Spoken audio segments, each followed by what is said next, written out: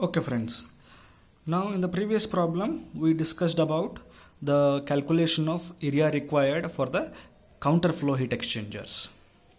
Now moving on, I will continue with the same problem, okay, with all the same data.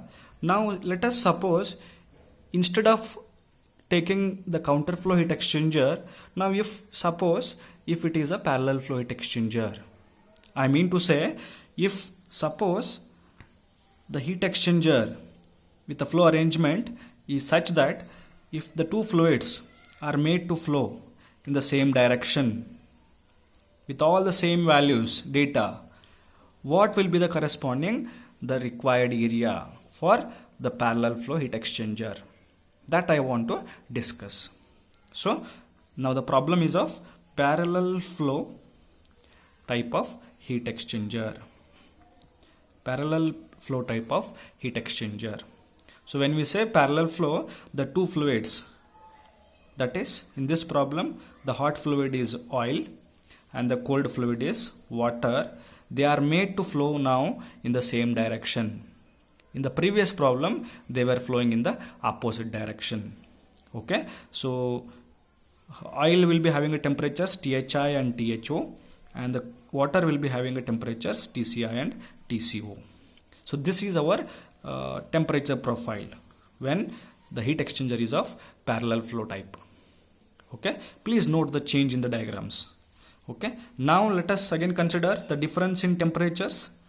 Okay, at the inlet is as usual again our delta T1, and the difference in temperature at the outlet will be delta T2. I mean to say delta T1 is given by, from the diagram it is THI minus TCI. So we already know THI is 80 degrees Celsius and TCI is 25 degrees Celsius. Okay, it comes out to be 55 degrees Celsius. So your delta T1 is 55 degrees Celsius, correct? Now similarly delta T2, from the diagram it is given by THO minus TCO.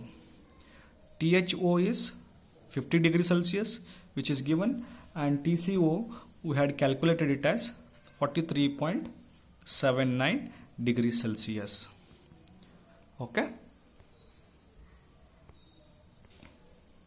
so this comes out to be 6.21 degrees Celsius. So this is the value of delta T2.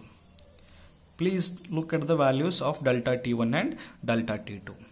You can find the drastic change in the values of delta T1 and delta T2, which were different values when we were calculating for counterflow heat exchanger. Okay, so as I already mentioned, whenever we discuss parallel and counterflow heat exchangers, delta T1 and delta T2 values gets changed. Now we are studying a problem where we have considered both the cases, parallel as well as counterflow heat exchangers. So with the same mass flow rates of oil and water and with the same temperatures of oil and water, okay, and the value of U which is given as already 300 watt per meter square Kelvin, all parameters being same, just because of changing the directions, either making it as parallel flow or counterflow, whether we will find the area requirement for the heat exchanger VB gets increased or decreased or remains same. That is what we want to check. That's why I am continuing with this problem. So let us again calculate what is the area required now for this kind of arrangement, parallel flow arrangement. Okay, so since all the temperatures and the parameters remain same, because delta T1 and delta T2 for parallel flow gets changed, okay, we shall now again calculate what is the value of LMTD, because as delta T1 and delta T2 gets changed, obviously the value of LMTD also changes. Therefore we shall calculate now for parallel flow. So LMTD for parallel flow, which is given by again delta T1 minus delta T2 divided by ln of delta T1 divided by delta T2. Okay, so we have already calculated delta T1 and delta T2 values. Just substitute them like this. So delta T1 is 55 minus delta T2 is 6.21 divided by ln of 55 divided by 6.21, which comes out to be, okay, the answer for LMTD comes out to be around 22.368 degrees Celsius. Okay, this is the value of LMTD we get for parallel flow arrangement. Again, you can have a comparison with respect to LMTD of parallel and the LMTD of counterflow. You can see that the LMTD of counterflow, it comes out around 29.595. Correct? So for counterflow, if the flow is of counterflow type, then the LMTD comes out to be 29. But since it is a parallel flow now, you can see the change in the value of LMTD. It has been reduced. Okay, that is the first conclusion that you can understand. So the conclusion here is, when flowing parameters, the values remain same, that means the temperatures and the mass flow rates of the two fluids, if they remain same, then counterflow arrangement will yield more LMTD than that of the parallel flow arrangement. I mean to say LMTD of counterflow. Correct? So LMTD of counterflow, I will write here, LMTD of counterflow is always greater than LMTD of parallel flow.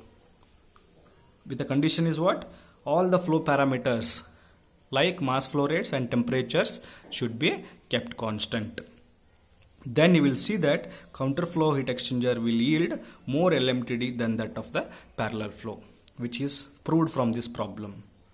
Okay, now similarly let us calculate area. We shall again conclude with what is a change in area. Okay, fine.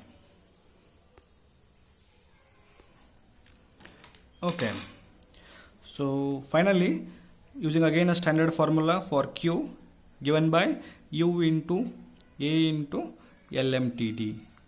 Now since it is of parallel flow, I will write it as LMTD parallel P. So we are supposed to calculate A. So therefore A is equal to Q divided by U into LMTD, that is parallel flow. So we have already calculated the value of Q in the previous problem, which is same even for the parallel flow arrangement because the flow rates and the temperatures are same. Correct? So 174,583 watts is the value of Q obtained. Then U is 300, correct? 300 watt per meter square Kelvin or degree Celsius. But now see the change. LMTD is reduced. So it is, for parallel flow, it is obtained as 22.368 degrees Celsius. So these two will get cancelled. Watt will again get cancelled. Then meter square will move up. So the area will be having a unit of meter square again. So if you calculate this, it comes out to be equal to 26.016 meter square. That is the answer.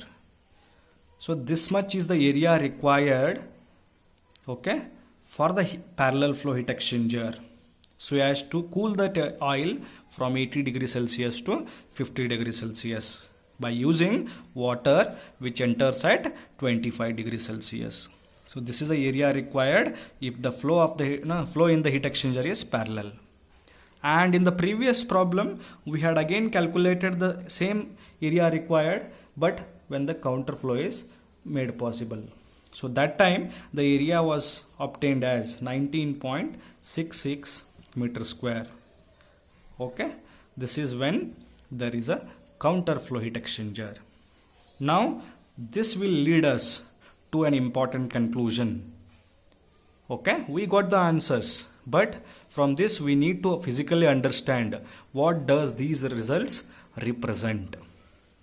Okay, So let us conclude these two problems now.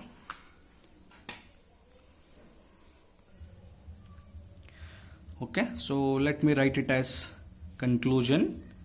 By understanding these two problems, we can conclude that for the same mass flow rates,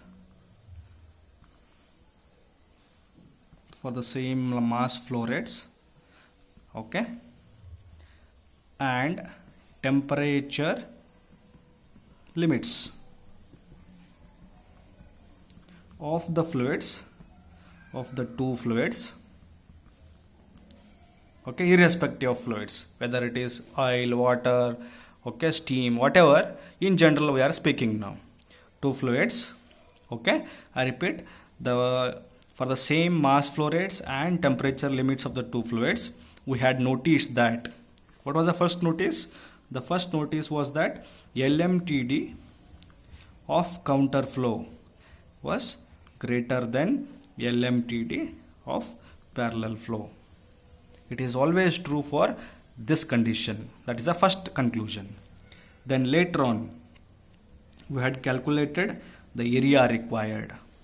You had observed that the area required, okay, is represented by A. It is for counterflow, it is AC, is less than the area required for parallel flow arrangement. Correct?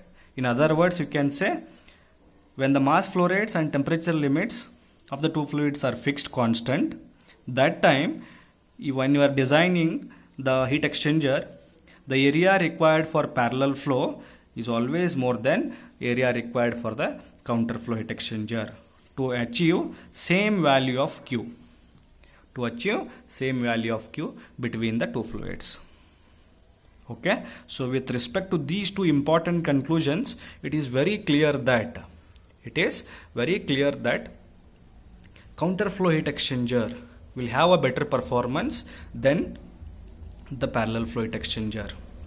When you think of a design perspective, okay, since the area required for parallel flow is more than the counterflow heat exchanger, the counterflow arrangement and the heat exchanger, okay, will require, since it requires lesser area, it is more preferred than that of the parallel flow heat exchanger, because with a less area, only having counterflow arrangement, you can achieve more heat transfer. Clear? So these all are the different combinations, possible combinations of conclusions we can arrive based on these two examples. I hope the two problems and the conclusions are clear. In my next session, I'll solve few more problems on LMTD method. Then we shall further continue with the second method of analysis of the given heat exchanger. Thank you.